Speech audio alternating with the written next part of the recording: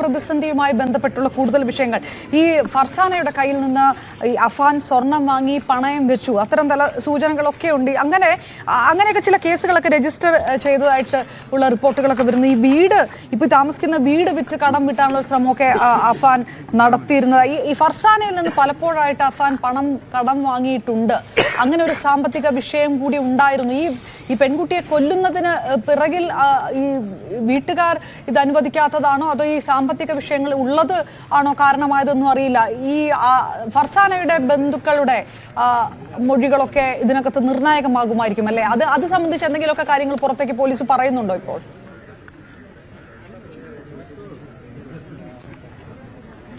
മജിസ്ട്രേറ്റിന് കൊടുത്ത മൊഴി തന്നെയാണ് ഇതുവരെയുള്ള ഈ മൊഴികളിൽ ഏറ്റവും പ്രധാനം. കഴിഞ്ഞ ദിവസം രാത്രി വൈകിയാണ് മജിസ്ട്രേറ്റിന് മൊഴി നൽകിയത്. ഇതിൽ ഈ സാമ്പത്തിക ബാധ്യതയെക്കുറിച്ചാണ് പറയുന്നത്. അതുകൊണ്ട് തന്നെ പലരിൽ നിന്നും പണം വാങ്ങിയിരുന്നു. അത് കാമുകിയിൽ നിന്നാകട്ടെ, അമ്മയിൽ നിന്നാകട്ടെ, മറ്റ് ബന്ധുക്കളിൽ നിന്നാകട്ടെ, അതുതന്നെയാണ് വ്യക്തമാകുന്നതും. അമ്മൂമ്മയിൽ നിന്ന് നേരത്തെ ഈ മോതിരം വാങ്ങി പണയം വെച്ചിരുന്നു. അതിന് പിന്നാലെ സ്വർണ്ണമാല ആവശ്യപ്പെട്ടു എന്ന കാര്യമൊക്കെ അതിന്റെ വിവരങ്ങളൊക്കെ പുറത്തു വരുന്നു. അതായത് തൊഴിൽ രഹിതനായ ഒരു ചെറുപ്പക്കാരനാണ്, 23 വയസ്സായി, പ്രണയമുണ്ട്, വിവാഹത്തിലേക്ക് പോകാൻ ആഗ്രഹിക്കുന്നു. പക്ഷേ കാര്യമായി ഒരു തൊഴിലില്ല എന്നത് തന്നെയാണ്. ഇവിടെ നേരത്തെ താൽക്കാലികമായ ചില ജോലികളുണ്ടായിരുന്നു. അതിനുശേഷം വിസിറ്റിംഗ് വിസയിൽ വിദേശത്തേക്ക് പോയി എന്നാണ് ബന്ധുക്കൾ പറയുന്നത്. വളരെ കുറച്ചു കാലം, ഹ്രസ്വകാലമാണ് അവിടെ ഉണ്ടായിരുന്നത്. അതിനുശേഷം അവിടെ നിന്ന് തിരികെ വരികയും ചെയ്തു. ഏതായിരുന്നാലും ഈ സാമ്പത്തിക ഇടപാടുകൾ സംബന്ധിച്ച കാര്യം തന്നെയാണ് പോലീസ് പ്രധാനമായും പരിശോധിക്കുന്നത്.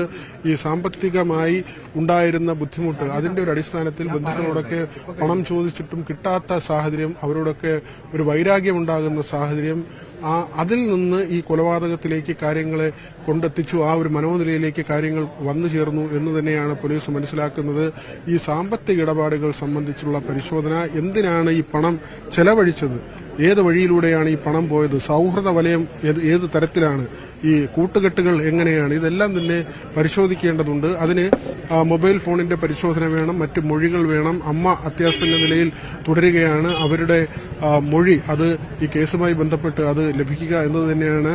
മറ്റ് അപകടങ്ങൾ ഒന്നുമില്ലാതെ അവർ എത്തുമെന്ന് പോലീസ് കരുതുന്നുണ്ട്. പക്ഷേ ഈ ആരോഗ്യനില സംബന്ധിച്ച് അങ്ങനെ തൃപ്തികരമായ ഒരു സാഹചര്യത്തിലൂടെ അല്ല അവർ കടന്നു പോകുന്നത്. ഏതായിരുന്നാലും ജീവനോടെ ഉള്ളത് ആ ഒരു അമ്മ മാത്രമാണ്. ബാക്കി എല്ലാവരും ഈ അറ്റംപ്റ്റിൽ, ഈ ഒരു ശ്രമത്തിൽ ബാക്കി എല്ലാവരുടെയും ജീവൻ നഷ്ടമാകുന്ന സാഹചര്യമുണ്ട്. ദാരുണമായ സംഭവം.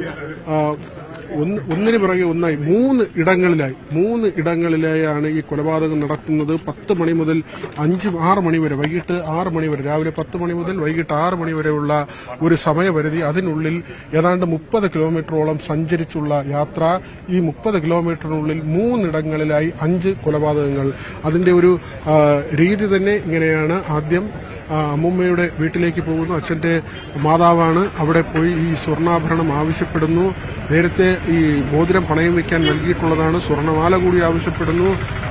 അതിന്റെ പേരിൽ ഈ അമ്മൂമ്മയെ കൊലപ്പെടുത്തുന്നു. അതിനുശേഷം വീട്ടിലേക്ക് വരുന്നു. ഒരുപക്ഷെ നമുക്ക് മനസ്സിലാക്കാൻ കഴിയുന്ന ഈ അമ്മൂമ്മയെ കൊലപ്പെടുത്താൻ പോകുന്നതിന് മുൻപ് തന്നെ അമ്മയെ കൊലപ്പെടുത്താൻ ആദ്യത്തെ ഒരു ശ്രമമുണ്ടായിരുന്നു. തല ചുമരിലിടിക്കുകയും ഈ ഷോള് പോലുള്ള വസ്ത്രം കൊണ്ട് കഴുത്ത് ഞെരിക്കാൻ ശ്രമിക്കുകയും ചെയ്തു എന്ന വിവരം. അതിനുശേഷമാണ് അമ്മുമ്മയെ തേടിയുള്ള യാത്ര. അവിടെ കൊലപാതകം നടത്തി കാമുകിയെ വീട്ടിലേക്ക് വരാൻ പറയുന്നു. കാമുകിയെ വീട്ടിലെത്തിക്കുന്നു. അതിനുശേഷം ഈ ബന്ധുവീട്ടിലേക്ക് വരുന്നു. നമ്മളിപ്പോഴുള്ള ഈ ബന്ധുവീട്ടിലേക്ക് എസ് നഗർ എന്ന ഈ സ്ഥലത്തേക്ക് എത്തുകയും ഈ വീട്ടിലുള്ള ലത്തീഫ് എന്ന അച്ഛന്റെ ജ്യേഷ്ഠൻ, അദ്ദേഹത്തെയും അദ്ദേഹത്തിന്റെ ഭാര്യയെയും അവരുടെ വീട്ടിലെ അലമാര സഹോദരനുമായിട്ട് സ്വത്ത് തർക്കം ഉണ്ടായിരുന്നു എന്ന് പറയപ്പെടുന്നതിലും എന്തെങ്കിലും അത് സ്ഥിരീകരിക്കുന്ന കൂടുതൽ പ്രതികരണങ്ങൾ എന്തെങ്കിലും ഉണ്ടോ? ഈ സാമ്പത്തിക ബാധ്യത രൂക്ഷമാകുന്നു, സ്വാഭാവികമായിട്ട് ഈ സ്വത്ത്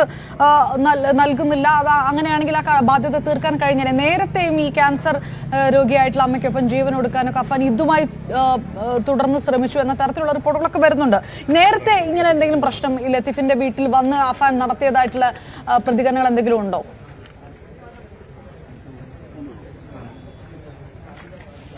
അദ്ദേഹത്തിന്റെ ബന്ധുക്കളോട്, അതായത് ലത്തീഫിന് 2 പെൺമക്കളാണുള്ളത്. ആ 2 പെൺമക്കളുടെയും വിവാഹം കഴിഞ്ഞു. അവരുടെ ഭർത്താക്കന്മാർ, അതിലൊരു വ്യക്തി നമുക്ക് രാവിലെ നമ്മളോട് പ്രതികരിക്കുകയും ചെയ്തു. അങ്ങനെ ഏതെങ്കിലും തരത്തിൽ ഇവിടെ വന്ന് നേരത്തെ പ്രശ്നമുണ്ടാക്കുകയോ അങ്ങനെ ഇവർക്കിടയിൽ എന്തെങ്കിലും പ്രശ്നമുണ്ടായിരുന്നതായോ ഈ കുടുംബാംഗങ്ങൾക്കറിയില്ല. പ്രത്യേകിച്ച് ലത്തീഫിന്റെ മക്കൾക്കോ അവരുടെ ഭർത്താക്കന്മാർക്കോ ഒന്നും തന്നെ ഇതുമായി ബന്ധപ്പെട്ട് കൂടുതൽ വിവരങ്ങൾ ഇല്ല. അങ്ങനെ സ്ഥിരമായി ഈ വീട്ടിലേക്ക് വരുന്ന ആളും അല്ല. പക്ഷേ ഈ സ്വർണ്ണമാലയുമായൊക്കെ ബന്ധപ്പെട്ട് ഉമ്മുമ്മായുടെ മാല അത് മൃത സഹോദരന് നൽകുന്നു, അച്ഛന്റെ ജ്യേഷ്ഠന് അത് കൈമാറി എന്നൊക്കെയുള്ള ചില സംശയങ്ങൾ, അവരുടെ സ്വർണം കൂടുതലായി അവരുടെ കൈവശമുണ്ടായിരുന്ന സ്വർണം അങ്ങനെ കൈമാറി എന്നൊക്കെയുള്ള ചിന്ത, ഇതൊക്കെ തന്നെയാണ് ഈ വൈരാഗ്യത്തിലേക്ക് കൊണ്ട് എത്തിച്ചതെന്ന് കരുതുന്നു. ഈ വീട്ടിലേക്ക് വന്നതും അവരെ കൊലപ്പെടുത്തിയതും ഈ അലമാര പരിശോധിക്കാനുള്ള ഒരു ചിതവുകാരം. എന്തുകൊണ്ട് അത് അലമാര പരിശോധിച്ചു എന്നതിൽ കാര്യങ്ങൾ വ്യക്തമാണ്. കാരണം ഇപ്പോൾ 2ാമത്തെ മൃതദേഹം കൂടി പുറത്തേക്ക് കൊണ്ടുപോവുകയാണ്. ഇൻക്വസ്റ്റ് പൂർത്തിയാക്കിയാണ് 2ാമത്തെ മൃതദേഹവും ഈ ആംബുലൻസിലേക്ക് കയറ്റുന്നത്. ഇനി പോസ്റ്റ്മോർട്ടം നടപടിയാണ്.